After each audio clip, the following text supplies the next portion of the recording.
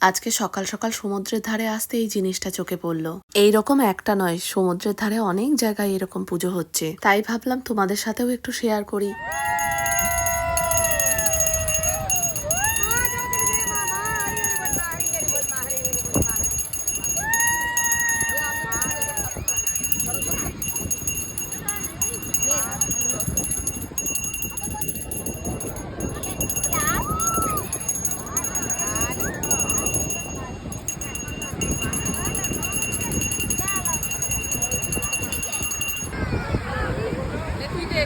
হাতে জুতো দিবি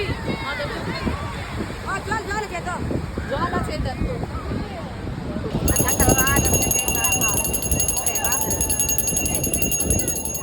শ্রাবণ মাসের সংক্রান্তির দিনে এখানকার স্থানীয় বাসিন্দারা এই পুজোটা সমুদ্রের ধারে করে থাকেন।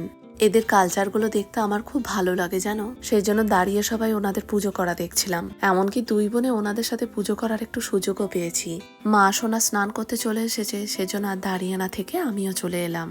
বর্ষার সময় পুরী আসলে এই একটা ভারী সমস্যা লাগে যে একটা দুটো করে জামা কম নাও, কিন্তু সবার জন্য একটা করে ছাতা আনতেই হবে। স্নান করতে এসেছি তো সেই জন্য আর রুম থেকে ছাতাটা আনা হয়নি। 10-15 মিনিট বাদে বাদেই বৃষ্টি নামছে, কিন্তু বেশিক্ষণ বৃষ্টি হচ্ছেও না। এই এখনই দেখো না, একদিকে রোদ আর একদিকে বৃষ্টি পড়ছে। সেই জন্য ঠিক করেছি জানো, বেশিক্ষণ আর জলে ভিজবো না, 1 ঘন্টা মতন থেকে হোটেলে ফিরে যাব। সকাল সকাল একটু খাওয়া দাওয়া করে ইচ্ছা আছে আজকে জগন্নাথ দেবের দর্শন করতে যাওয়ার। এখন বিকেল ওই 4টে মতন বাজে, এলাম জগন্নাথ দেবের মন্দিরে। 6টা মাস আগে পুরীতে আসার পরেও আবার কেন এলাম তারই গল্পটা আজ করি।